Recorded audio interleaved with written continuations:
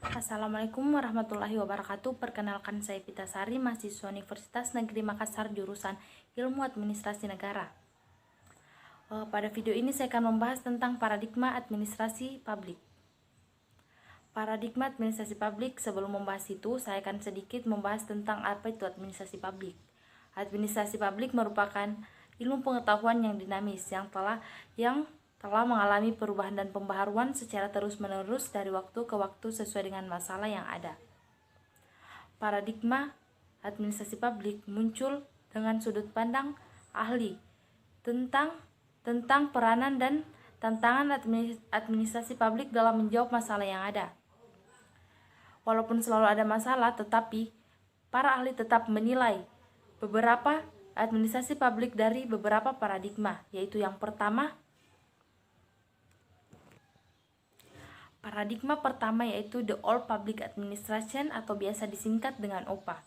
The Old Public Administration ini pertama kali dikemukakan oleh Presiden Amerika Serikat dan juga merupakan guru besar ilmu politik yang bernama Woodrow Wilson. Beliau mengatakan bahwa administrasi itu sama dengan di bidang bisnis. Maka dari itu muncullah konsep All Public Administration merupakan tujuan melaksanakan dan memberikan pelayanan. Administrasi klasik ini juga dapat dilihat dalam model Old Chestnut dari Peters pada tahun 1996 dan 2001, di mana administrasi ini muncul dari pegawai negeri yang politis. Nah, adapun kelebihan dari The Old Public Administration ini adalah yaitu politik tidak mencampuri pemerintah sehingga tidak ada kegiatan-kegiatan publik yang berbau politik. Dan The Old Public Administration ini dapat menghindarkan dari birokrasi kepentingan figur atau kelompok-kelompok tertentu. Nah, The Old Public Administration ini memiliki tiga pemikiran.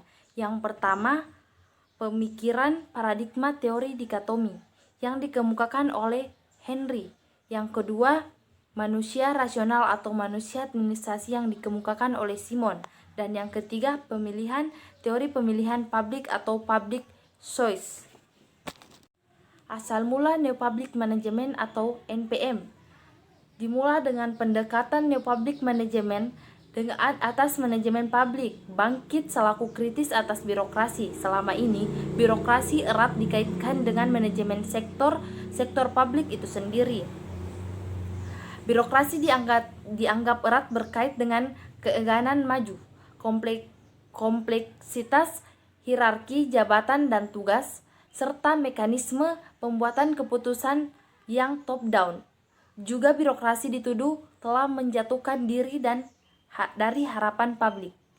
Fokus dari New Public Management sebagai sebuah gerakan adalah pengadopsian keunggulan teknik manajemen perusahaan swasta untuk diimplementasikan dalam sektor publik dan pengadministrasiannya. Dalam New Public Management, pemerintah dipaksa untuk mengadopsi baik teknik-teknik administrasi bisnis juga nilai-nilai bisnis.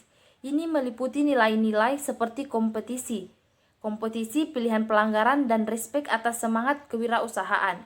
Sejak tahun 1990, reformasi di sektor publik menghendaki keunggulan-unggulan yang ada di sektor swasta.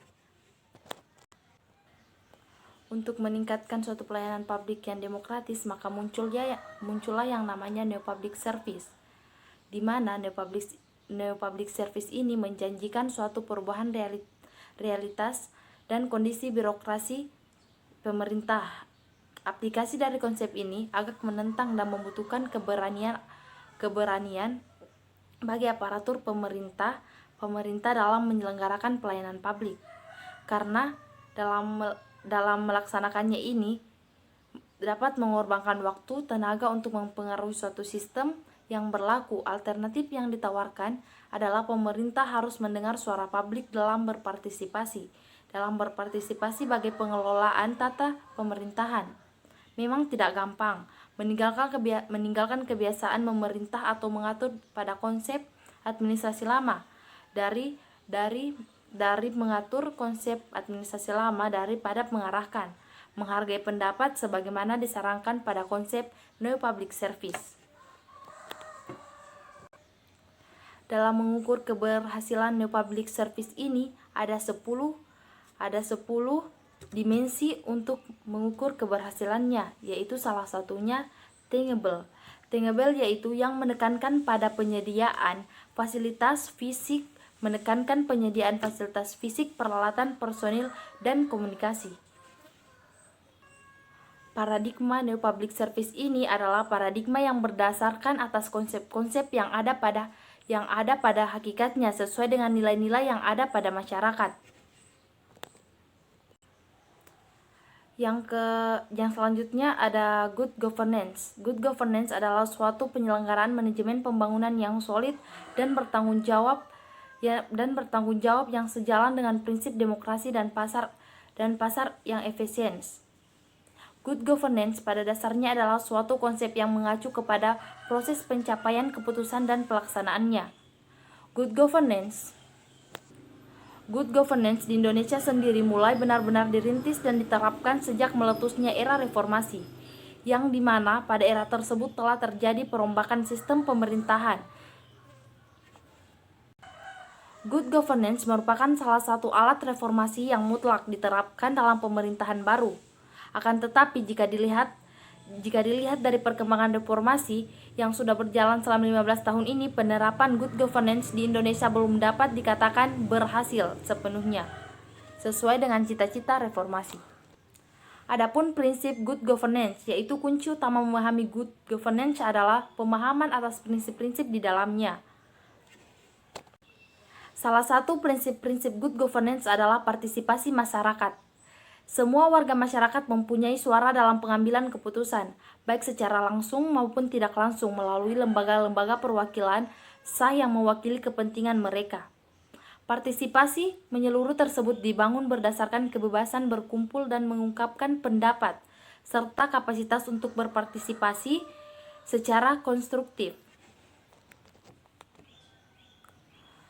Saat good governance diterapkan ini tidak hanya membawa dampak positif dalam sistem pemerintah saja, akan tetapi hal tersebut mampu membawa dampak positif terhadap badan usaha non-pemerintah, yaitu dengan lahirnya good corporate governance. Dengan landasan yang kuat diharapkan akan membawa bangsa Indonesia ke dalam suatu pemerintahan yang bersih dan amanah.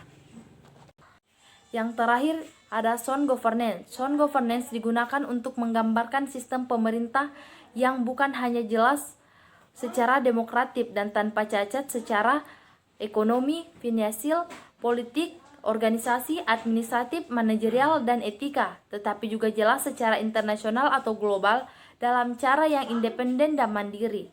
Sound governance merefleksikan secara fungsi governing dan administratif dengan kinerja organisasi dan manajerial yang jelas dan bukan hanya kompeten dalam perawatan tetapi juga antisipatif, responsif, akuntabel, dan transparan. Korektif dan berorientasi jangka panjang meskipun operasinya dalam jangka pendek. Sebelum mengakhiri video ini, saya akan menyimpulkan video reformasi birokrasi bidang pelayanan publik. Birokrasi sampai saat sekarang ini masih menjadi permasalahan yang sangat menarik karena salah satu permasalahan birokrasi yaitu perilaku negatif. Untuk meningkatkan kualitas dari pelayanan publik dari masing-masing substansi, pemerintah sesuai kebutuhan masyarakat untuk mendorong peningkatan pelayanan publik mengesahkan Undang-Undang Nomor 25 Tahun 2009 tentang Pelayanan Publik.